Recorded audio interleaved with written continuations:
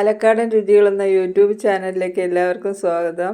ഇന്നിവിടെ കാണിച്ചിരിക്കുന്നത് കുമ്പളങ്ങയാണ്. ഞാൻ ഇന്ന് കുമ്പളങ്ങയും ഇറച്ചിയും ആണ് തയ്യാറാക്കുന്നത്. പാലക്കാട്ടുകാരുടെ ഇഷ്ടപ്പെട്ട ഒരു വിഭവമാണ്.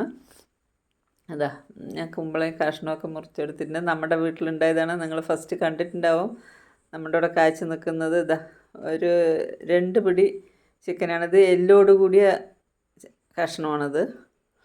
ഞാനിപ്പോൾ ഇതിൽ ആവശ്യത്തിന് ഉപ്പിട്ടു, മഞ്ഞൾപ്പൊടി ഇട്ടു, മസാലയൊക്കെ ഞാൻ നേരത്തെ വീഡിയോയിലാണ് ഇതിൻ്റെ മസാലകളുടെ അളവൊക്കെ എന്താ എടുക്കേണ്ടത് കാണിച്ചിരിക്കുന്നത്. കുരുമുളക്, ജീരകം, വലിയ ജീരകം, പട്ട, കറാമ്പൂ ഇതെല്ലാം കൂടി ചേർത്ത് അരച്ചതാണ് ആവശ്യാനുസരണം. ഞാൻ ആ വീഡിയോയിൽ കാണിച്ചിട്ടുണ്ട്. എല്ലാവരും അതിൽ കാണണം. ചിക്കൻ കറീൻ്റെ വീഡിയോയിലാണ് ഇതിൻ്റെ എല്ലാത്തിനും ഒരേ മസാലയാണ്. നമുക്ക് കഷ്ണത്തിന് ആവശ്യമുള്ളത് ചേർക്കുക മസാല. അപ്പോൾ ഞാനത് കുക്കറിൽ ഒരു 2 വിസിൽ മതി. ബ്രോയിലർ ചിക്കൻ ആയതുകൊണ്ട് 2 വിസിൽ മതി. അത് വെന്ത് വരുമ്പോഴേക്കും നമ്മൾക്കിതിലേക്ക് ചേർക്കേണ്ട തേങ്ങ അരച്ചെടുക്കണം. ഇത് കുമ്പളങ്ങ കഷ്ണം റെഡി ആയിട്ടുണ്ട്. 2 വിസിലിൽ ഇത് തുറന്ന് നന്നായി വെന്ത് വന്നിട്ടുണ്ട്. ഇനി കുമ്പളങ്ങ ഇടുമ്പോൾ അതിൻ്റെ ഒപ്പം കുറച്ചുകൂടി വേവുണ്ടെങ്കിൽ വെന്തോളും. ഇത് എല്ലോട് കൂടിയ കഷ്ണമാണ്. കുമ്പളങ്ങിലിടാറ് അങ്ങനെ പതിവ് അല്ല, മറ്റേ മാംസം മാത്രമായിട്ടും അതും ഇടാം. നമ്മുടെ അവിടെ ഉണ്ടായ കുമ്പളങ്ങയാണ്. നല്ല കുമ്പളങ്ങയാണ്.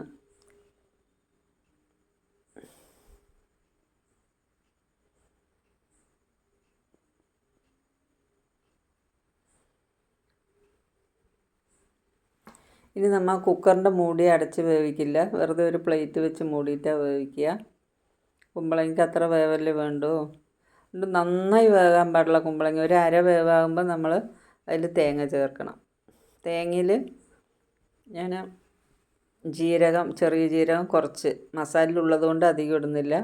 ചെറിയ ഉള്ളി കുറച്ച് കൂടിപ്പോയാലും കുഴപ്പമൊന്നുമില്ല, നല്ല ടേസ്റ്റായിരിക്കും. അരമൂടി തേങ്ങയാണ് ഞാനതിലേക്ക് എടുത്തിരിക്കുന്നത്.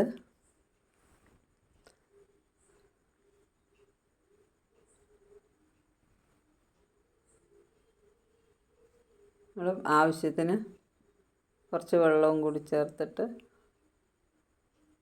പാകപ്പെടുത്താവുന്നതാണ്.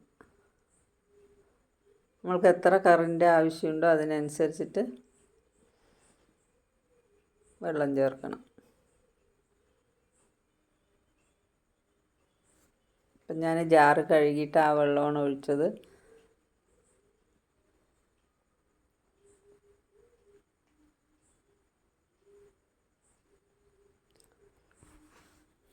ഇത് വന്നിട്ട് കടുക് താളിക്കേണ്ട ഐറ്റമാണ്. ഒരു 3 ചെറിയുള്ളി, ഒരു വറമുളക്, 2 തണ്ട് കറിവേപ്പില,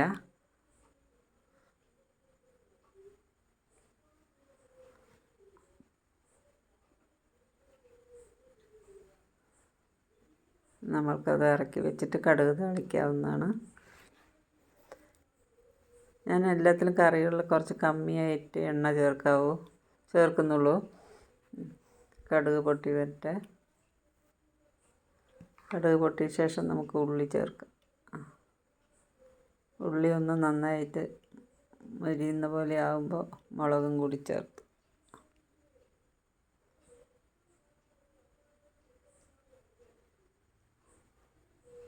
ഇതൊന്ന് നന്നായി ഇളക്കി വഴറ്റി വരുമ്പോൾ കറിവേപ്പിലയിട്ട് നമ്മൾ കടുക് തളിച്ച് കഴിയാം.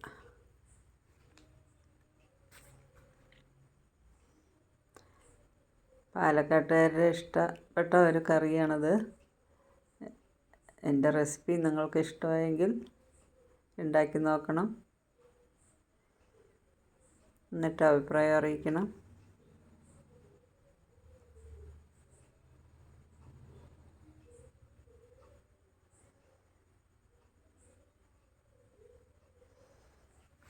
നമ്മുടെ കുമ്പളങ്ങ ഇറച്ചി റെഡിയായി.